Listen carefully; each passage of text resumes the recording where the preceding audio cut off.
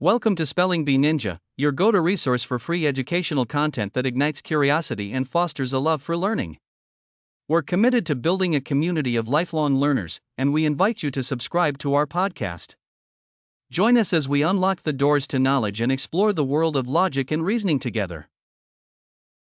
Today, we're stepping into the captivating world of classical logic through the exploration of syllogisms, a foundational concept introduced by the ancient Greek philosopher Aristotle. Syllogisms are a structured form of logical argument that consist of two premises leading to a conclusion. They represent a method of deductive reasoning that has influenced philosophical thought for centuries. A classic example of a syllogism is, "All men are mortal. Socrates is a man. Therefore, Socrates is mortal." In this syllogism, we see two premises, the first being that all men are mortal, and the second that Socrates is indeed a man. The conclusion follows logically from these premises, demonstrating the essence of what makes a syllogism valid. This particular example is not only famous but also illustrates the strength of logical reasoning.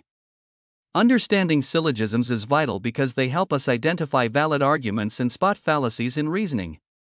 They are not just black and white statements, they represent complex relationships between categories of ideas.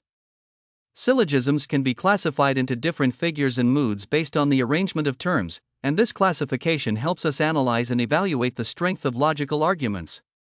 Aristotle was the first philosopher to systematically study syllogisms. He developed a collection of works known as the Organon, which provided a framework for understanding logic. This framework laid the groundwork for Western logical thought and was highly regarded until the 19th century when philosophers like Gottlob Frege introduced more sophisticated systems. Aristotle's syllogistic logic hinges on relationships between categories and terms.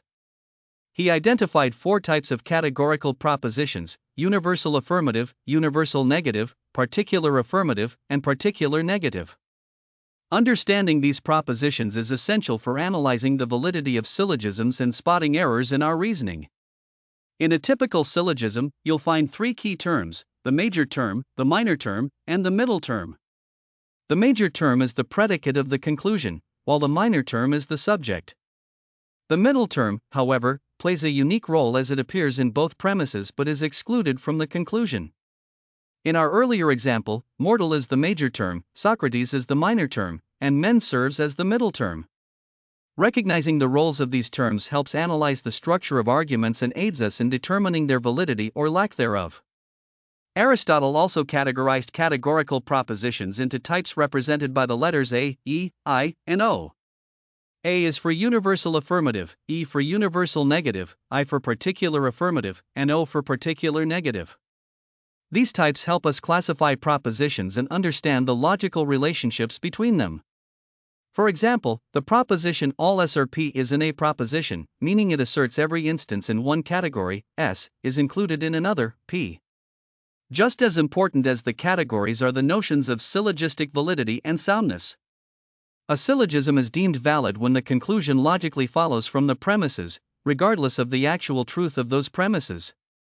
If the premises are indeed true and the syllogism is valid, then we can accurately say that the conclusion must also be true. However, validity is solely a matter of form, not content. An example of an invalid but form-valid syllogism is, all dogs are cats. All cats are birds.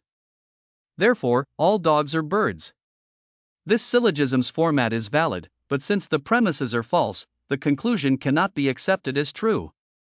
In the study of syllogisms, Aristotle identified four particular figures based on how the middle term is positioned within the premises. Figure 1 is where the middle term serves as the subject of the major premise and the predicate of the minor premise, while Figure 2 has the middle term as the predicate in both premises. Figure 3 presents it as the subject in both premises, and Figure 4 employs it as the predicate of the major premise and the subject of the minor premise. The structure of these figures allows us to classify and evaluate arguments more effectively. The mood of a syllogism, another crucial aspect, is defined by the types of propositions used. A syllogism can have various moods, such as AAA or AIE, depending on the propositions. For instance, if we take the syllogism all M are P. All S are M. Therefore, all S are P, it presents a mood denoted as AAA, which is a strong and valid mood. However, not all moods are valid. For example, a syllogism with the mood AAE would fail because the premises cannot effectively support the conclusion. Medieval logicians crafted mnemonic poems, such as Barbara, Celerant, Darii, Fairy Oak, to remember the valid moods of syllogisms. Each mood corresponds to its structure, which helps students recall and apply these forms in practice. Even though these poetic mnemonics emerged in the medieval times, they serve a powerful purpose in education today and reflect the significance of syllogistic logic in history. Furthermore, there are several common errors that can arise in syllogistic reasoning. The fallacy of the undistributed middle, where the middle term is not adequately accounted for in either premise, is one of the most frequent mistakes. Similarly, the fallacies of the illicit major and illicit minor occur when the major or minor terms are incorrectly distributed in the conclusion, despite the premises. Recognizing these logical fallacies is essential in evaluating the strength of syllogisms and avoiding logical pitfalls. On a broader scale, syllogistic logic has played a crucial role in the development of Western philosophy and science. It provided a logical foundation for reasoning for over 2,000 years, paving the way for further advancements. Although syllogistic logic has largely been supplanted by more advanced systems such as first-order logic, it is still widely taught in schools. Its enduring relevance lies in teaching students the basics of logical reasoning and how to dissect arguments. It serves as a reminder of the importance of careful reasoning in understanding our world and making informed decisions. The legacy of Aristotle's contributions to logic is a testament to its lasting significance, and as we continue to explore this fascinating field, we see how it remains pivotal in various disciplines including law, computer science, and artificial intelligence. In this lesson, we've journeyed through the fascinating realm of syllogisms as introduced by Aristotle.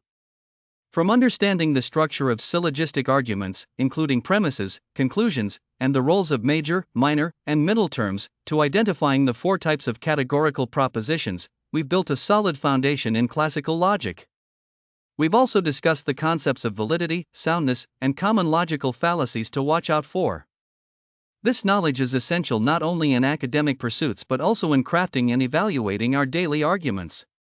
Syllogisms, while ancient, continue to resonate in modern reasoning, reinforcing their relevance in today's world. Thank you for joining us on this enlightening journey through the world of syllogisms and classical logic. We hope you found this episode insightful and engaging. If you enjoyed today's exploration, please consider subscribing to our podcast to stay updated on future episodes. Together, we can continue unlocking the mysteries of knowledge and fostering a deeper understanding of logic and reasoning. Until next time, keep questioning and learning.